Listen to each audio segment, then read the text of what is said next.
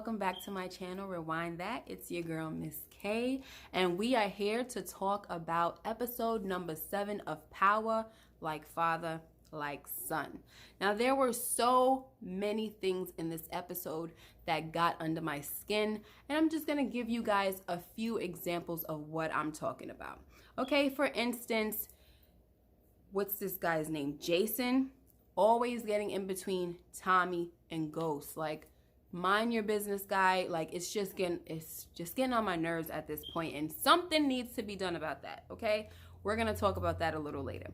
Okay, another thing that's getting under my skin is Ghost's naivete about Reek.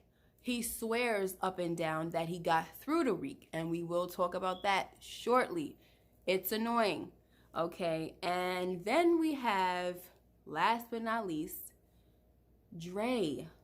Why the heck is it so hard to kill Dre? I think I figured it out, guys.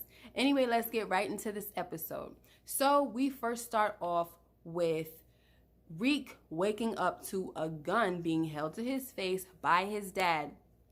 It's unloaded, but at that time, we don't know that yet, right? And I'm sorry, but I was actually here for it. I'm just so tired of how disrespectful this kid is and how no one does anything, meaning his parents, Ghost and Tasha. They don't do anything about this kid being disrespectful. So I was actually here for that. Not to say that I would ever do anything like that. This is just TV, okay? Okay? But this kid, he deserves everything that's coming to him. Like, he's just a pain. So anyway, Ghost is basically confronting him and saying, you let Tommy in my house and all of this stuff, like you was gonna let him kill me. Do you know why Kanan killed Sean? Because he was disloyal, blah blah blah.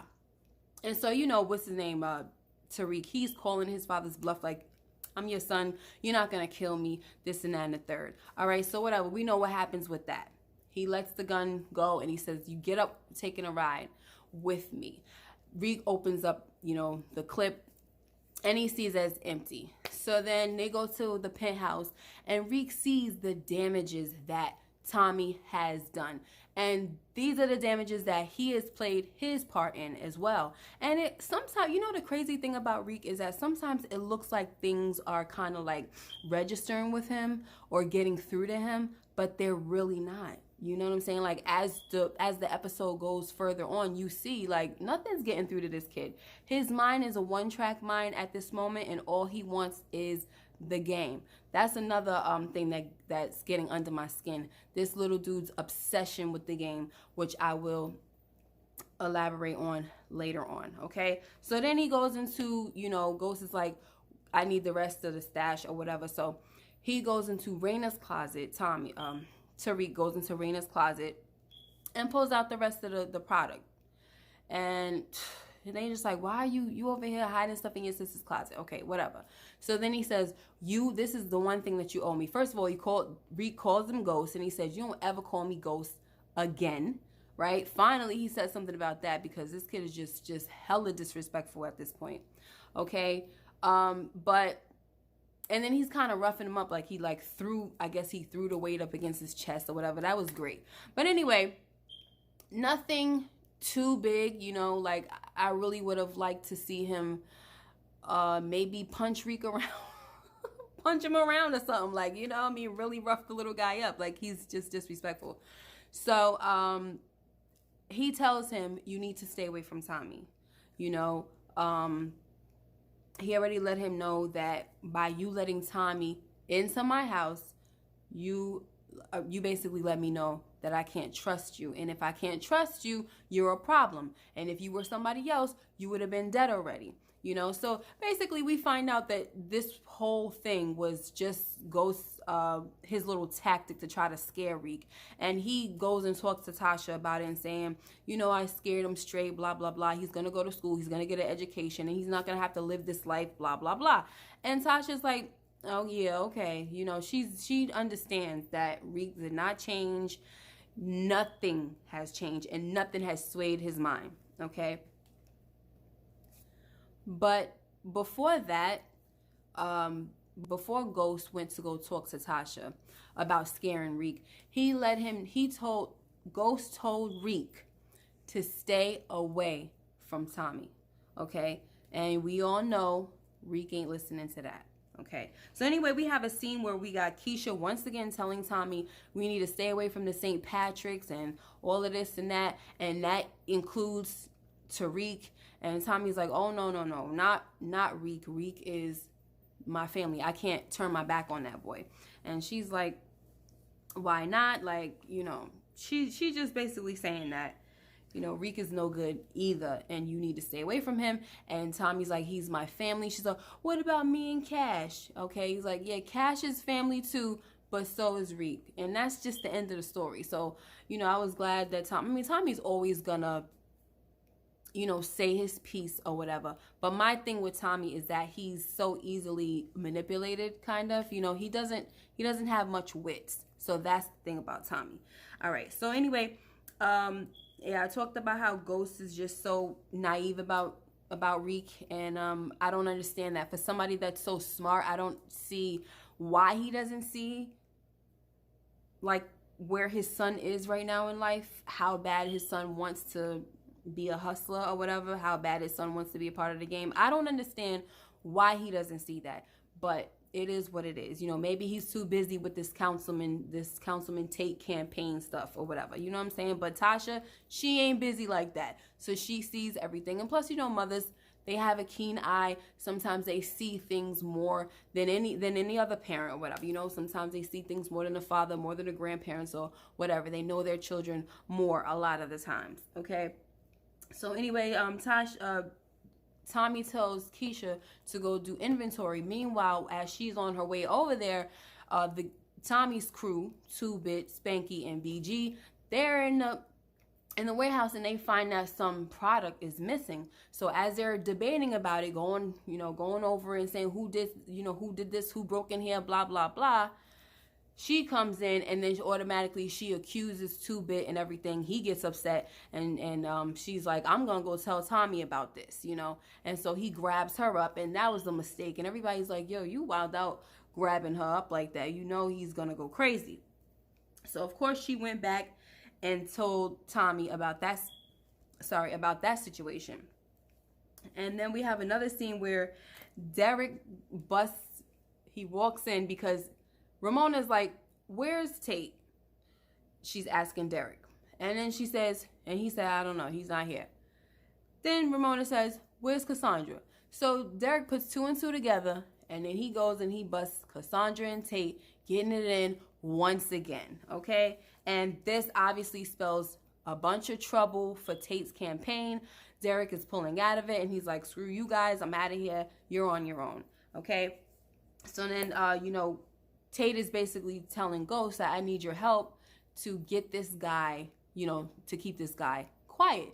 Now, I don't know exactly what Tate had in mind. You know, maybe he thought Ghost was gonna, I don't know, put a hit out on him or something like that. You know what I'm saying? Because he was very excited when Ghost was like, yeah, I might be able to do something if you know some people over at admissions at the school, the what do you call it, Callister Prep.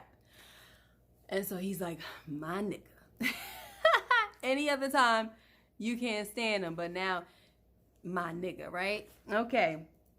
Anyway, so we know how Ghost goes and takes care of that. You know, he goes and talks to this guy and makes him an offer that he can't refuse. Ghost goes and talks to Derek and makes him an offer that he can't refuse. And we're going to talk about that a little later too, because I'm just going I'm trying to go scene by scene, guys. So bear with me. All right. So meanwhile, you got the boss. Now, I had his name before, but I forgot his name. The sergeant with Blanca and Saxe. You know, he charged Blanca with digging up some dirt on Saxe or finding out, you know, some more information on Saxe to bring him down, because he's tired of Saxe. He's like, listen, you need to help me get rid of this guy. Now, Blanca want to be a little smart behind, talking about, oh, you know, I didn't join this team to investigate misconduct. I joined this team to investigate the murder of Angela Valdez. Okay, but yeah, honey, every time something pops up, you're over there in the business. I haven't heard you asking no questions about Angela Valdez since, what, episode 2 or 3? Like, probably not even. Maybe episode 2, like when they had her funeral and all that. But anyway, so yeah, the Proctor situation came up. She's all up in it. Was she all up in the Maria Suarez thing? I don't know. But she's been all up in every little thing that pops up that doesn't have to do with Angela Valdez. But I guess she's trying to tie everything together. You know what I'm saying? But whatever. So I love how he hit her with, oh, I apologize. That sounded like a suggestion. So yeah, she had to get to work and get her investigation on. All right, so we know later on that she finds the unicorn. Well, she finds out about the unicorn when she goes and I don't want to use the word interrogate because this is a little girl, but when she goes to question Elisa Marie about the situation that night that her father was murdered, she basically, Lisa Marie, like, saw that the unicorn wasn't on her book bag anymore, and so she was frantic about it, and like, oh, my mom gave me that and everything, blah, blah, blah. So, you know, like I said, Blanca, she's always on top of everything, always thinking, so she put 2 and 2 together, and then she realized that the unicorn, she went to go look in Saxe's office and found that the unicorn had a bug in it. Okay. Anyway, so meanwhile, Ghost tells, after the reunion of Dre and his daughter and the pictures with Councilman Tate and all that, Ghost tells Dre to prepare himself to meet with Jason because he wants to introduce him to be the new distro in place of Tommy. All right, so we got that. But then we also have another scene where Keisha tells Tommy, because Tommy finally comes home, and Keisha tells Tommy about the product that's missing at the warehouse. And she tells him that 2-Bit grabs her, and he's like, oh, this Negro been asking for it for a while. No, I don't think he didn't say the N-word or nothing like that, but you know, I had to paraphrase. So, but she was like, no, but you know, I don't think he did it, which is why I think he was so upset. He's like, then who did it? And she's like, you're not going to like what I say. Because Reek had came there, you know, earlier before, and he says something about Brooklyn. See, Reek is very quick on his feet where he could lie like that, but he also trips himself up sometimes, which he did by saying, oh, it's Tommy in Brooklyn. And she want to know, like, what you know about Brooklyn and how, you know what I'm saying? Because Tommy also feeling like how Reek wouldn't know where the warehouse is because he's never been there. So anyway, so she's like, well, I think Tariq stole it. And he's like, no way that he stole. He would never steal from me. And he's so adamant about it. And I actually felt sorry for Tommy in that moment because he really, you can see in his face, he really trusts Tariq and he just wouldn't think. Like in that moment, you could see he would put his life on it that this kid would not steal from him. And it's just so sad because it really just speaks volumes to who Reek is. Like, he's willing to turn on anybody. All right. So, you know, he basically saying that, you know, there's no way that he was still from me and I'll prove it to you and all this stuff. I'm going to ask him. And she's like, well, he can lie. You know what I mean? So what I wanted to say about Keisha with this episode is I feel like this episode, she made a lot of sense. Like, I know that, you know, she's not equipped for the game or nothing like that, but I'm learning that Keisha has some smarts about her. She knows how to think, you know what I mean? Like, even last week with the episode with the heist, she's the only one who said, hey, if something goes wrong with the heist, y'all gonna need a backup plan. Anybody thought about that? She's the only one. And so this time she's putting 2 and 2 together with a lot of situations, you know what I'm saying? So yeah, that's the only good thing I could say about her for right now. Anyway, so Ghost and Tasha successfully get Reek into Callister Prep, thanks to Councilman Tate. You know, that was the favor for getting rid of Derek. Well, we know that did not happen. We know that Ghost did not get rid of Derek. and then after, you know, that meeting with Callister Prep, the school, Reek tells them, you know, he got this. He's going to breeze through school because it's nothing compared to Choate. And so they're like, all right, well, so you better be getting straight A's then, all right? And so then at that moment, Tasha prompts him to tell Ghost that he went to go see Tommy. So he does his little weak confession saying, oh yeah, he went to go see Tommy to say goodbye. And then he tells him, oh, but then, you know, Keisha was there, and I think she knows about me taking the weight from Uncle Tommy, and I think she's gonna tell, and I'm so scared, this and that. He loves to pull this little I'm scared crap, and then they believe him. You know, he's just such a, I'm so tired of him. Like, I want to stay on track, guys, but the kid disgusts me. All right, I'm so tired of him, and I don't understand the writers. I don't understand what they're doing. I don't understand why they want to do a spinoff with this kid. I don't understand it, because to me, if I was, you know, writing in a writer's room or a showrunner or something like that, and I wanted to do a spinoff, I'm going to do a spinoff with a beloved character, not a spinoff with a character that everybody freaking hates. Like, I don't get it. I don't see how it'll work, but you never know. You know what I'm saying? He might be just somebody that people love to hate and might actually watch. I don't know, but I've heard a lot of people saying they not watching, and I feel the same way, but I am human, and I'm allowed to change my mind. If I see that it's something that's popping and a lot of people are watching, then I'm going to watch so I could do my reviews. You know what I mean? But anyway, so Ghost says, don't worry, I'ma handle it. So you know what Ghost does, because he's taking a break from being a killer these days, right? And he thinks that he can pay everybody off with money. Like, what is going on? Like, it didn't work for Maria Suarez, honey. So what would make you think that it's gonna work for Lakeisha? All right, so, you know, he telling Lakeisha, you know, you ain't built for this life. Go to Atlanta or whatever. Take cash and live a beautiful life somewhere else. Okay? Lakeisha's like, you know, did she say you can't buy me off? I don't even remember. But let me tell you something, though. She ain't ripped that check up, though.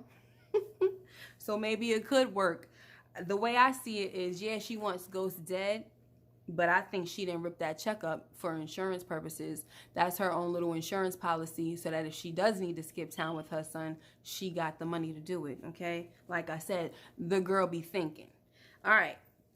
Now, meanwhile, Saxe is still up to his, you know, his tricks, his old tricks, and he places a bracelet on Dre's ankle, an ankle bracelet onto him, right? So, you know, I don't understand why nobody wants to call, or not wants to, why nobody calls this guy's bluff. You know what I'm saying? Like, I feel like maybe if it was Ghost in this situation in Dre's place, or Tommy in Dre's place, they would have been probably called his bluff. Like, you don't got nothing on me. You know what I'm saying? But the dude says, Dre, he claims, oh, you don't got nothing on me no more because I have my daughter back. Okay, but then Saxe is still able to trick him, talking about when you get home, the bunch of feds are going to be there. No, they not. No, they're not, because you don't have anything. You're doing everything illegally. Now, why can't Dre see that? I don't know. So, another stupid thing that got under my skin. All right, next we got Tommy confronting 2-Bit about the whole situation with the weight being missing and grabbing up Keisha. Okay, and Spank is trying to mediate the situation, and Tommy is like, you don't want none of this, just mind your business, you don't want this smoke. Okay, and then 2-Bit is like, don't worry, I got this. You know what I'm saying? Yo, 2-Bit, dude is like, I'm not just laying down. Like, you gonna have to, we about to have a duel up in here. Like, I'm not just gonna let you shoot me or nothing like that. I'm gonna handle you. So, anyway, I already knew that about 2-Bit, though. You know, you could just see it all in his face. All right, so, but Tommy tells them, look, listen, I know y'all didn't steal it, but I'm gonna let y'all walk. All right? And he fires 2-Bit and Spanky. And Spanky is like, all right, well, before he leaves, he tries to hit Tommy with a few words of wisdom, saying, you know, behind the fall of every great man is a woman. And he says, don't bite the apple, Tommy. So Tommy looking like, what? You know, Tommy, he never thinks, right, that a woman that he could be in love with is just no good for him until he finds out that she's no good. Like, this guy, yo. Anyway, so meanwhile, Tate makes a horrible marriage proposal to Ramona, and she's like, Negro, please, okay? And, you know, his cockiness was another thing that annoyed me this episode, you know, just trying to act like he just got the magic stick and all of this bull crap. You know, it was annoying. Like, I love Lorenz Tate, but he does a great job at pulling off the anus factor in Councilman Tate, because Councilman Tate is somebody that I'm not too fond of.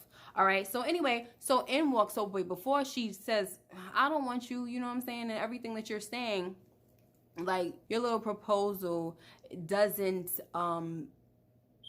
it doesn't include the fact that I have feelings for somebody else. So in walks James. You know, we already know she got feelings for James.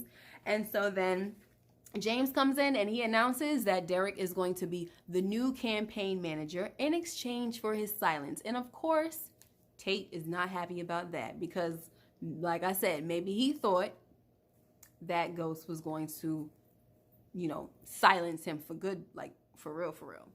Anyway, so now on the other side of town, we have 2-Bit and Spanky. They're trying to come up with a plan to get back into Tommy's good graces. And they think about, you know what? Spank comes up with the idea like, all right, how about we kill Ghost? And as soon as he said that, I'm like, no, no, no, that's the wrong idea. I don't think people understand that no one else can kill Ghost but Tommy. And I'm not saying that that's what's going to happen when all this is said and done. I'm not saying that Tommy is going to be the one to kill Ghost. I'm just saying that if someone else were to kill Ghost, Tommy, I don't think will appreciate it. I feel like Tommy will be okay with killing him, but he don't want nobody else to kill him. Like, it's just something about the history and then the whole family thing, the brotherly thing or whatever. Like, he don't want nobody else to take Ghost away, but he wants Ghost to die at his hands. And it's just a very weird, crazy love-hate relationship. Oh my gosh. So anyway, once they said that out their mouths, I was like, no, bad idea, guys. Bad freaking idea. So anyway, they moves on. They look through their phone, or they get, I guess, some type of notification on their phone, and they see Dre with Councilman Tate taking pictures with his daughter, this and that. And I'm like, oh, we need to get that nigga. You know, let's go get him and let's kill him. You know, 2-Bit is like, yeah, let's kill him. I'm gonna kill him myself. But Spanky's like, no, we need to bring him to Tommy so Tommy could do it, and that's how we'll get into his good graces. All right. So they're like, yeah, that's a good idea. You know what I'm saying? But then what about Keisha? She's not going to be too happy to see us. So they come up with this plan to scare Keisha so hopefully she could leave the business and, you know, go about her own business in her shop, leave Tommy and all that stuff. So they, you know, like I said, they're trying to scare her. So they get this guy named Mozzie to go. You know, they said, I believe they gave Mozzie instructions, like, not to bruise her up or anything, which clearly that did not happen. He wound up cutting her or whatever. So we'll get to that in a minute. Okay. So then Tommy, on a roof somewhere in the city, Tommy confronts Reek about stealing the weight. Of course, Reek, little scheming behind, gonna try to lie about it as much as he could. And then when Tommy said, just tell the truth, kid, you know, Reek finally confessed. And then Tommy flipped him, basically dangled him off of the daggone roof and let him feel that little rush of, you know, close brush of death. You know what I'm saying? And then he let him know, like, I don't want nothing to do with you. Your father was right. You lie. I can't trust you and all that. So I guess we're not family no more. That's it. Stay away from me. Okay? But before he did that, he schools him one last time. Like, that's what it feels like to get in the game. The way he was feeling when he was dangling over that roof, that's how it feels. When you're not pushing, you're falling. And I didn't want that for you. And that's the one thing that I've always respected about Tommy. He really loved Reek. And when you love your child or your nephew or your grandchild, your godson or whoever, and you are in a dangerous lifestyle, you of course do not want it for your child because you know what it is. Like, that's why when we talk about this lady Tasha, that's why I'm not understanding this chick, okay? And I can't wait till we talk about that because I'm telling you, that last scene heated me up, okay? Oh my gosh. Anyway, so Tommy done with Reek. Finally, Dre gets captured right? But then he tries to tell them, yo, I'm working for the feds against ghosts and blah, blah, blah. And Tommy is like, he ain't trying to hear that, yo. Take that, try to get rid of that, the ankle bracelet. You remove the ankle bracelet and then go bury him in a ditch somewhere. So he wasn't trying to hear nothing. Anyway, but in that same instance, he gets a call from Keisha saying, hurry up and come over here because, you know, she was just attacked by Mozzie. And I think Mozzie cut her arm and then she killed him. So, of course, Two-Bit and Spanky's plan did not go right, okay? It went awry. So when he gets over there and he sees Keisha, you know, she used the gun that he gave her to kill somebody, but she used it in self-defense. And, you know, he's like, let's bury the body or let's get rid of the body. And she's like, wait a minute, what are you doing with self-defense? Like, this girl, as much as you could think, you can't think that you killed this man with a gun that's freaking illegal. It's not registered. It's just like, girl, get with it already. You know what I'm saying? Get it together or forget it forever. Move on. You're not about that life. So anyway, she's pleading with him. I don't want this life. I want to live in the suburbs and this and that and blah, blah, blah. So he's like, I'm going to give that to you. Now grab this dude's legs. That was crazy. Okay. Anyway, so then meanwhile, Tommy interrupts, not meanwhile. Next scene we go, Tommy interrupts a little conversation, a little flirtatious conversation between Ramona and Ghost over at Truth at the bar. And he's like, I need to talk to you right now. So when he confronts him, he's basically saying that you tried to send a hitter for Keisha. And he's like, I ain't trying to send no hitter for Keisha. Like, I tried to pay her off. Like, why would I send a hitter for her? And he's like, to, you know, to pay back for what I did to Angela. And he's like, you could never like repay that. Like, I could never repay that, or whatever he said. Basically saying that that's just too much. We can't ever be even for that. Anyway, so Ghost tells him, so if you kill me, Jason is going to kill you in the next 24 hours. And Tommy is like, I know that. And they exchange like these knowing little glances, and then they come up with a plan to finally kill Jason. And I hope this freaking plan works, okay? Now, Two-Bit and Spanky on the other side of town somewhere. Two-Bit and Spanky decide to go find somebody, and they leave BG with Dre. Okay? The most softiest of them all, meaning like type of guy where you could pull on his heartstrings. And that's exactly what Dre did.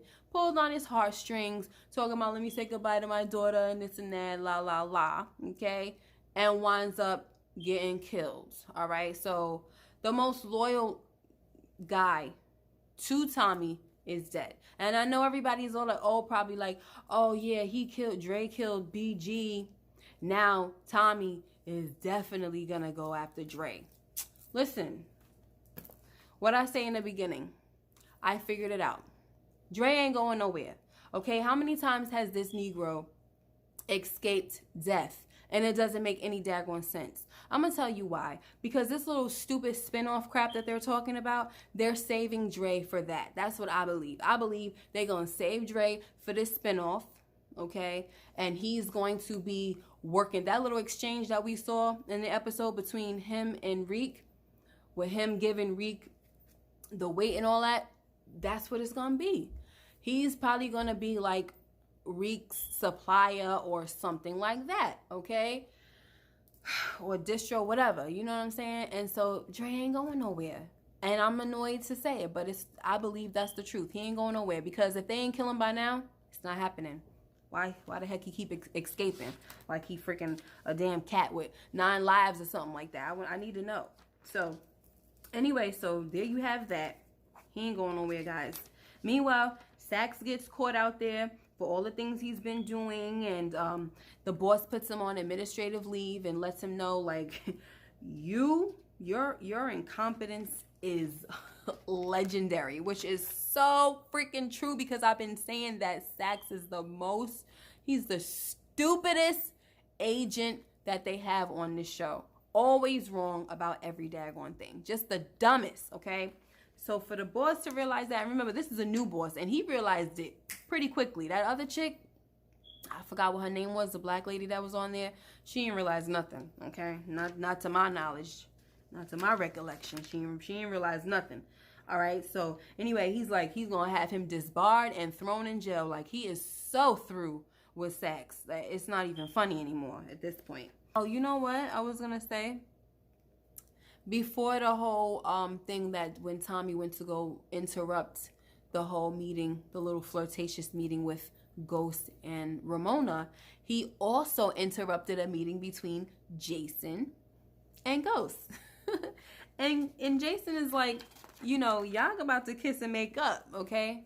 And y'all both gonna be working together. And they're both like, oh my gosh, you know, this is what I'm saying with Jason. You know, he is treating these guys like they're children, and he won't let them have their own business. Like, this is a personal beef. It has nothing to do with you. And Ghost has made it clear that if anything were to happen to Tommy, he already has someone to back it up. So I just don't understand why Jason just has to be involved in everything. I kind of just feel like at this point it's just a control thing. And so I'm over it. So we about to wrap this thing up, guys. I know we've been here for quite some time, but it was a lot to talk about this episode. All right, so now the final scene. Tasha and Reek, they're sitting together, okay? And they're at the table, and Reek is saying that I'm sorry that everything is going this way and for all of the stuff that's happened. And she's like, what do you really want to do, Reek? Like, what's your end game?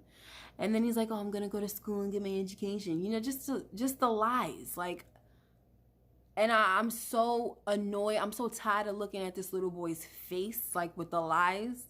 I'm so freaking tired of it.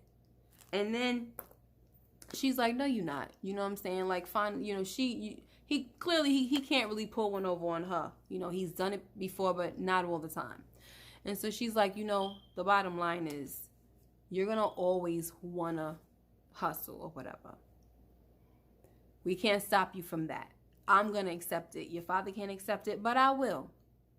And instead of having you get killed in these streets, I'm going to train you or teach you the game in exchange for your honesty, and to make sure that you go to school and get an education so you could be good on the legal side of things, right?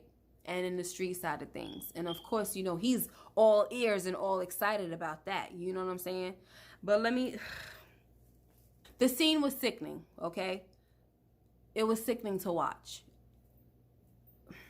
I'm almost at a loss for words, all right? Her face, his face, all was annoying. All was just, under my skin. What mother? What the heck is wrong with this chick? She already lost a child. Then she's going to say, oh, the reason that she's going to teach him the game is so that he don't get killed? Baby, have you not been around? Have you not been looking around you and been present to the lifestyle?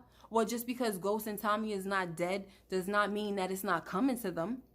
Stupid. So you basically trying to say, if I teach you to be better than Ghost, you're gonna not get killed.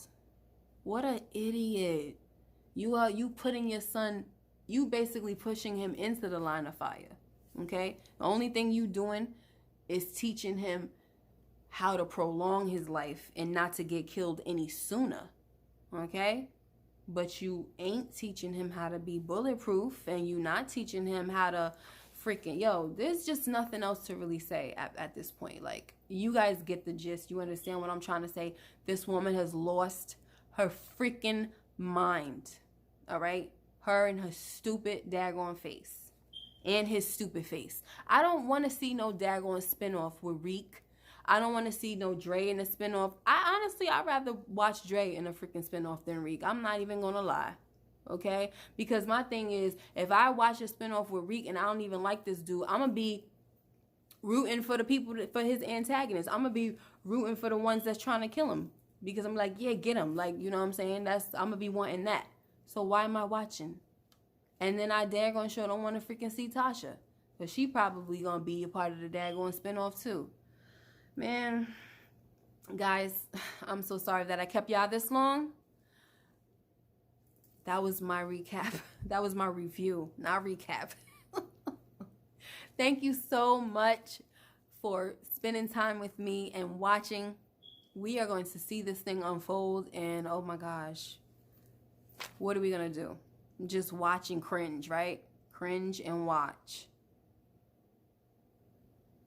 Until next time, be blessed, and we'll see you guys next week. Bye-bye.